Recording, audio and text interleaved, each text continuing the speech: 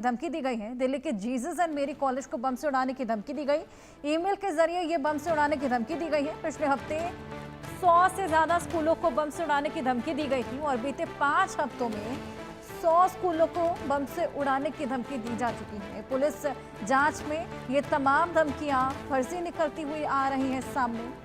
अब ये बेहद बड़ा कंसर्न भी बना चला है।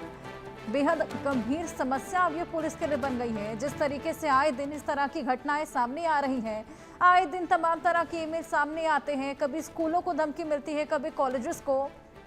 जावेद हमारे सहयोगी हमारे साथ जुड़ गए हैं। जावेद, ये समस्या बेहद गंभीर होती जा रही है। ये तो आए दिन ऐसा होने लगा है, कभी स्कूलों को धमकी दी जाती है, कभी कॉलेजेस को, और ये तमाम धमकियां हमेशा फेक निकलती हैं।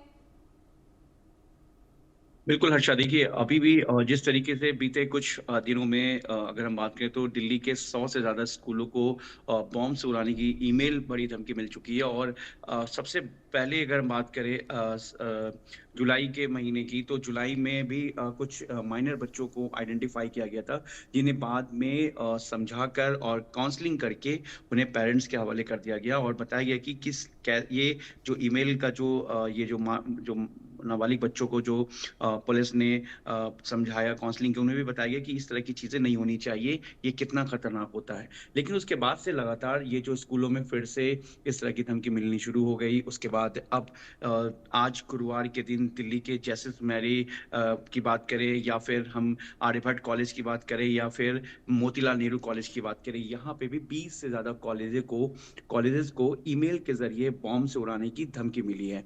अब ईमेल का रूट क्या है, इसका आईपी एड्रेस क्या है, और किस मेल को जनरेट करके पूरा मेल भेजा गया, क्या स्कूलों में जो ईमेल भेजा गया उसका आईपी एड्रेस इस आईपी एड्रेस से मैच करता है, उसका जो लोकेशन है, यानी कि ये जो मेल कहाँ से जो जनरेट करके भेजा गया, उस लोकेशन को भी आइडेंटिफाई करने की कोशिश की जा रही है। दिल्ली पुलिस की बॉम्ब स्क्वाड की, दिल्ली पुलिस की डॉग स्क्वाड और दिल्ली पुलिस के तमाम जो अधिकारी हैं वो कंसल्ट वो उस वक्त कॉलेज पे मौजूद थे और लगातार इसको लेकर वेरीफाई किया जा रहा है। लेकिन ये अभी तक इनिशियल यही माना जा रहा है, एक एंगल भी, कि ये किसी की शरारत हो सकती है, या फिर जिस तरीके से स्कूलों में अभी टेस्ट एग्जाम चल रहा है उसको लेकर भी किसी की शरारत हो सकती है। क्योंकि पिछले साल की अगर हम बात करें, जब तकरीबन 200 से ज्यादा स्कूलों को एक साथ धमकी मिली थी, पूरी दिल्ली उस वक्त टहल गई थी, क्योंकि मामला जो था मासूम बच्चों की सुरक्षा से जुड़ा हुआ था। तो ऐसे में दिल्ली पुलिस इस एंगल को भी लेकर जांच कर रही, लेकिन जिस तरीके से पिछले साल की बात करें या अभी हाल के जून और जुलाई की बात करें, तो उस वक्त भी जो है कुछ बच्चों को दिल्ली पुलिस ने इस पूरे मामले में एप्रीहेंड करके उसके बाद उनकी काउंसलिंग करके उन्हें छोड़ दिया।